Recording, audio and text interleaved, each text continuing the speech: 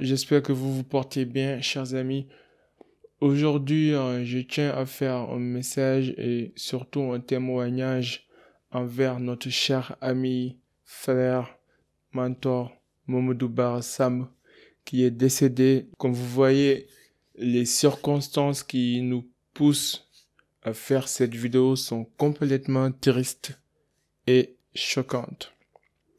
Sa disparition soudaine a choqué tout le monde. Bara était un ami, un mentor, un grand frère, non seulement pour moi, mais pour beaucoup de ses confrères de la communauté laïenne, ses étudiants, ses promotionnaires de l'université Al-Azhar.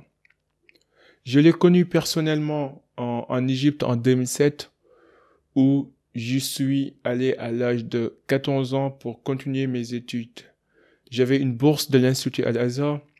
Mamadou Bara faisait partie à l'époque parmi les anciens et les seniors quand je venais d'arriver, parce que lui, je pense que si je ne me trompe pas, il est parti là-bas en 2000 ou 2001.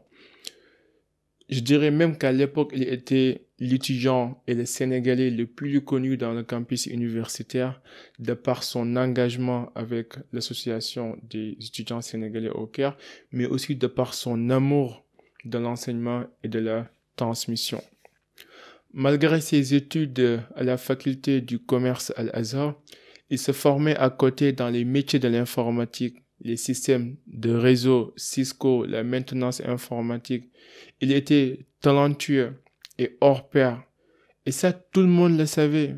Tout le monde, toute personne qui a passé ne serait-ce que 5 minutes avec lui pouvait voir son intelligence bouillir, mais surtout pouvait voir son innocence briller comme un éclat de soleil.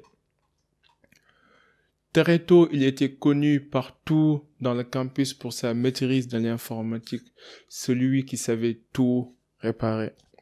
Il a décidé de donner des cours gratuitement aux étudiants qui voulaient s'initier en informatique dans le campus.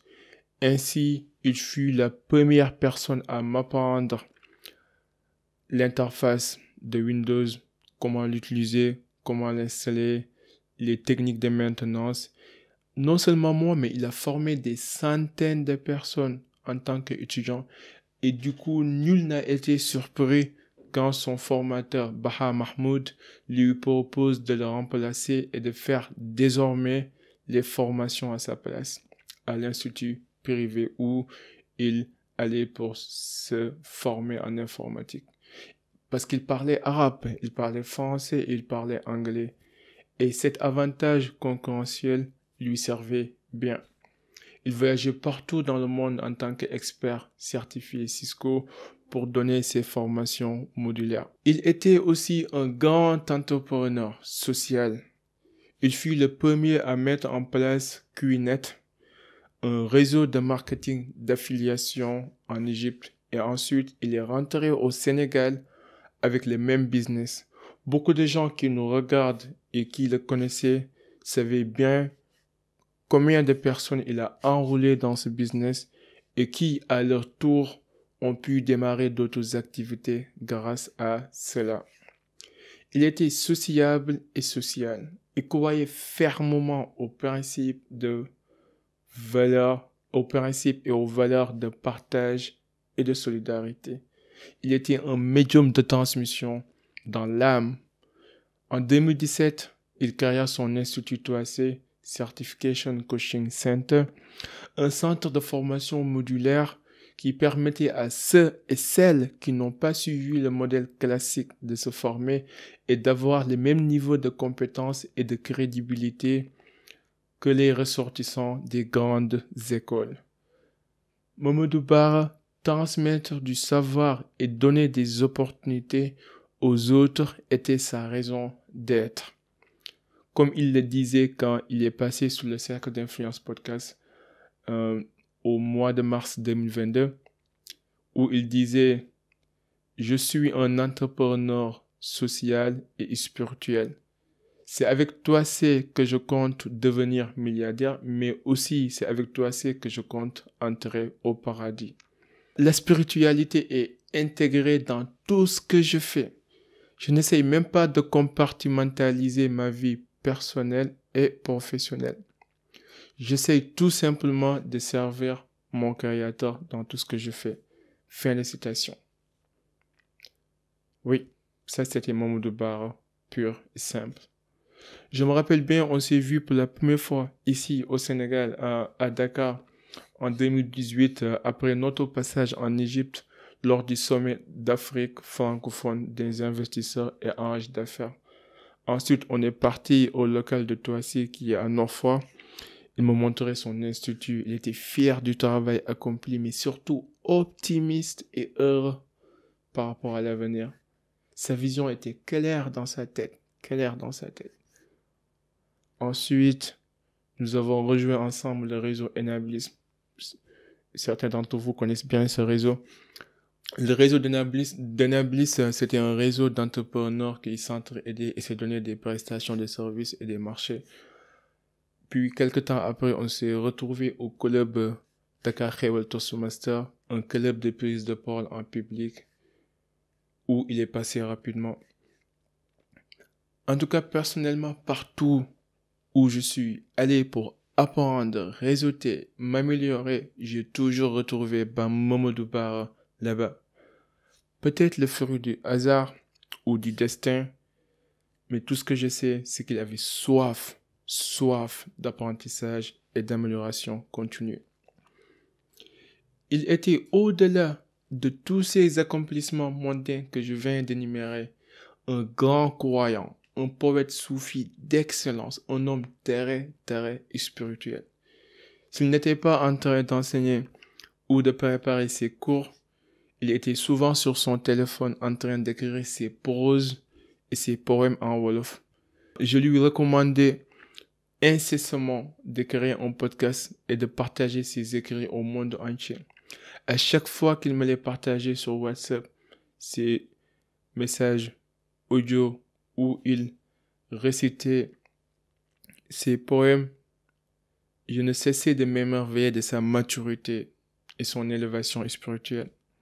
Il aimait très fort, je veux dire très fort, son créateur, le prophète Mohammed, paix et salut sur lui et ses disciples, Sayyidina Issa Alayhi, et surtout son grand-père, Mam Sakhir, qui était aussi son idole et sa référence.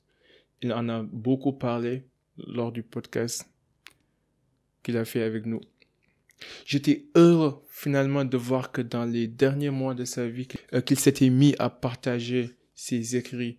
Et j'espère au plus profond de mon cœur que sa famille proche feront le nécessaire pour réunir toutes ces œuvres écrites et audiovisuelles pour que ses idées restent immortelles. Frère, je t'aurais retenu, frère, plus longtemps si je savais que notre rencontre serait la dernière. T'étais super excité par l'idée de trouver des partenariats avec des instituts belges dans le but de démocratiser la digitalisation aux plus démunis, mais aussi au secteur informel en partenariat avec les mairies et les collectivités locales du pays. Frère, je t'aurais retenu.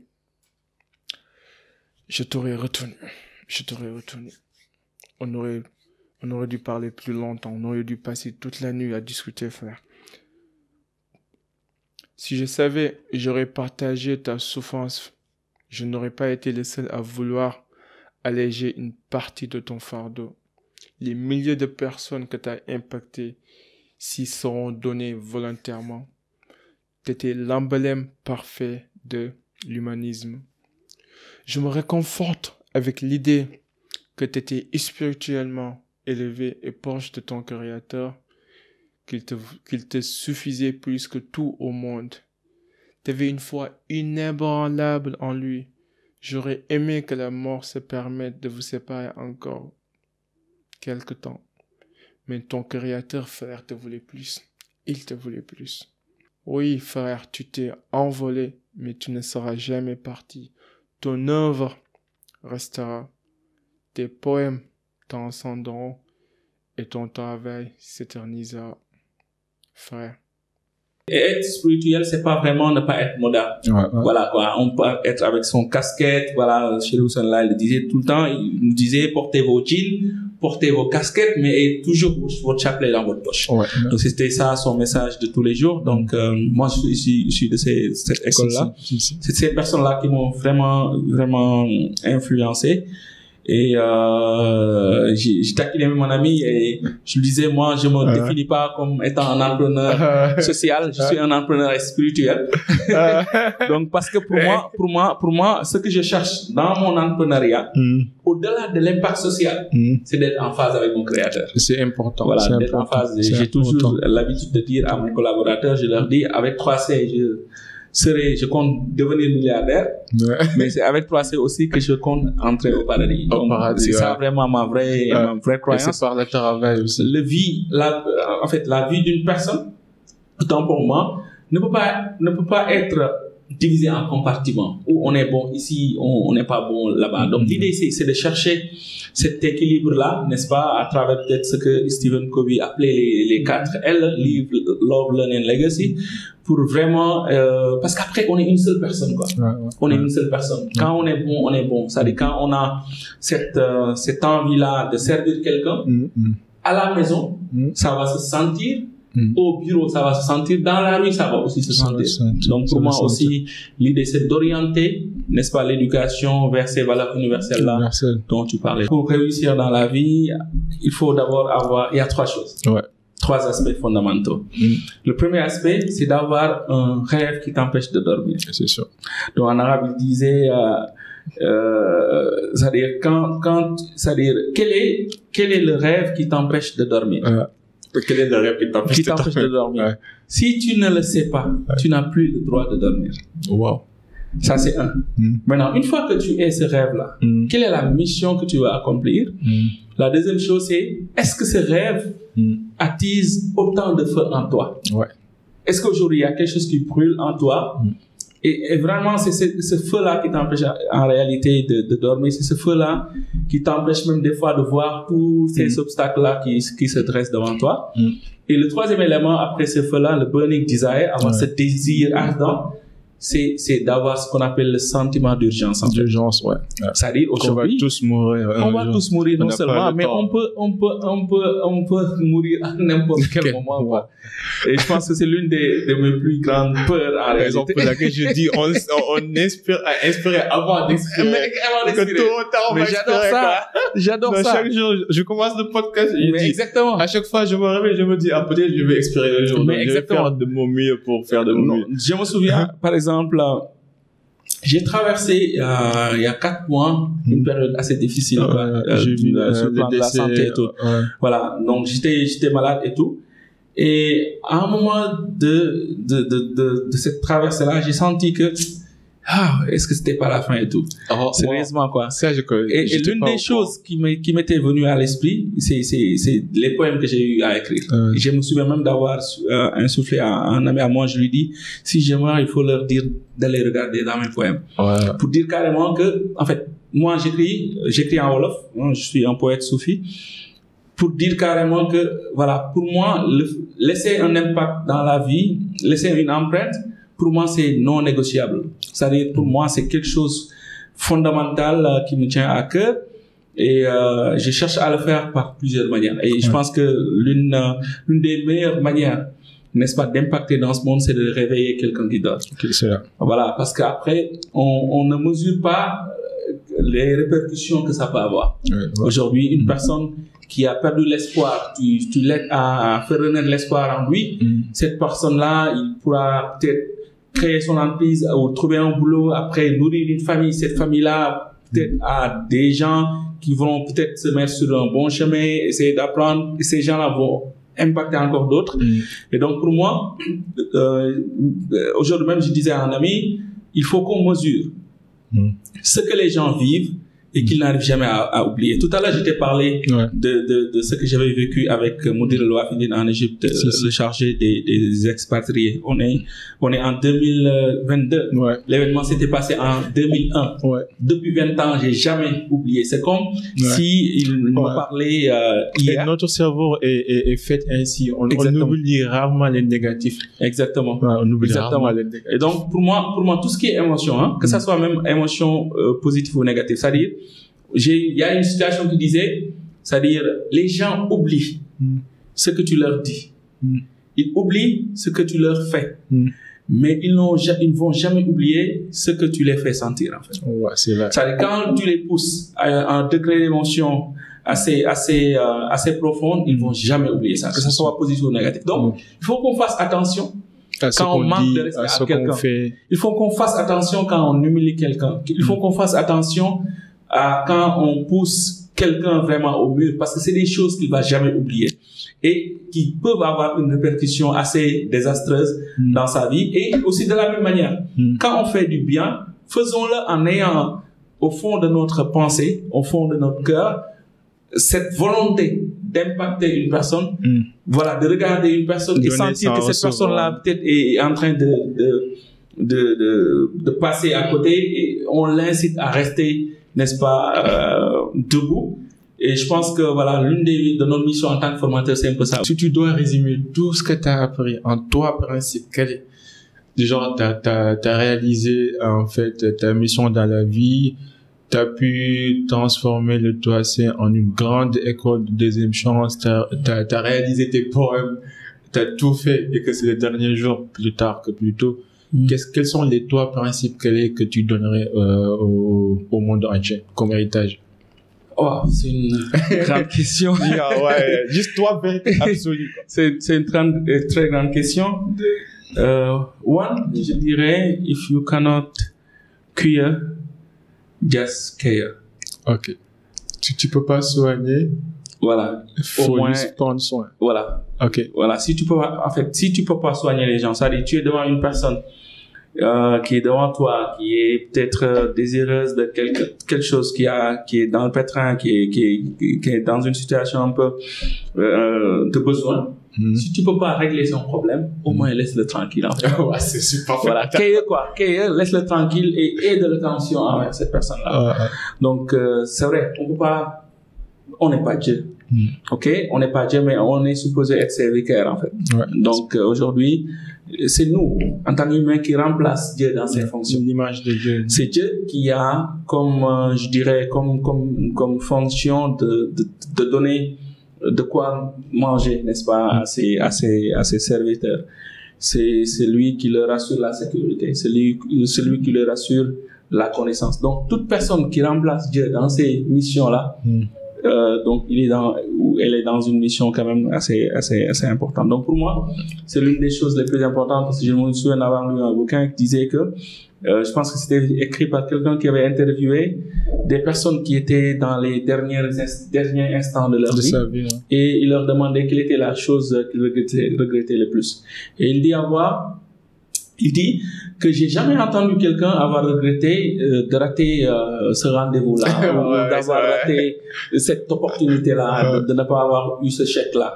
Mais tout le monde a regretté peut-être des problèmes qu'ils ont eu en termes de relation, peut-être avec cet ami-là qui était parti parce qu'on s'entendait pas. Donc, j'aurais bien aimé, par exemple, que ça ne finisse pas de la même manière. Et en fait, pour moi, je pense que le mot service, comme nous l'enseigne Ahmadoul Khadim dans son khidma, pour moi, c'est la valeur la plus profonde de la vie humaine, en fait. De on est là servir, pour servir. quoi. On est là que pour servir en réalité. Donc pour moi, if you cannot cure, encore une fois, just care. Number two, c'est personne ne te doit rien du tout. No one owes you anything. Anything. Non, personne ne te doit rien du tout, parce que personne ne t'a amené ici. Donc c'est grâce à Dieu qu'on est là. Donc s'il y a quelque chose ou quelqu'un à qui on doit demander, n'est-ce pas, des comptes, ça doit être lui avec un grand L. Donc personne ne nous doit rien du tout. Peut-être la troisième chose, c'est que tu peux tout avoir dans la vie, mais tu n'auras jamais quelque chose dans la facilité. C'est sûr. Voilà, tu n'auras jamais quelque chose dans la facilité. Et dernière question, quelle influence aimerais-tu laisser dans ce monde? En fait, de laisser le sentiment d'être un bon serviteur de mon créateur. My man. Thank you so much. Yeah, thank you, man. You're the man. Je t'apprécie. Merci bien. Je te respecte. Merci, Cyril. Tu as toujours été un mentor depuis le début. Et je te souhaite que le meilleur pour le reste. Chers amis, la vie est courte. Parfois, nous avons tendance à prendre les choses comme acquises. Profitez-en. Vivez. Donnez-vous au maximum. Travaillez comme si vous n'allez jamais mourir, mais priez comme si vous allez mourir demain, comme disait le prophète.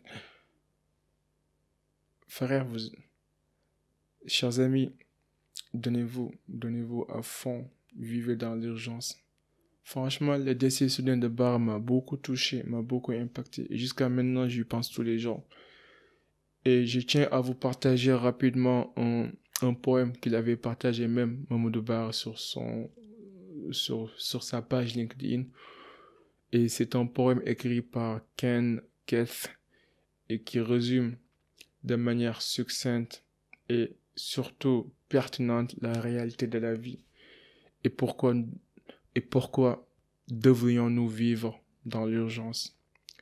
Ce poème est un chef-d'œuvre très inspirant que Barre aimait vraiment.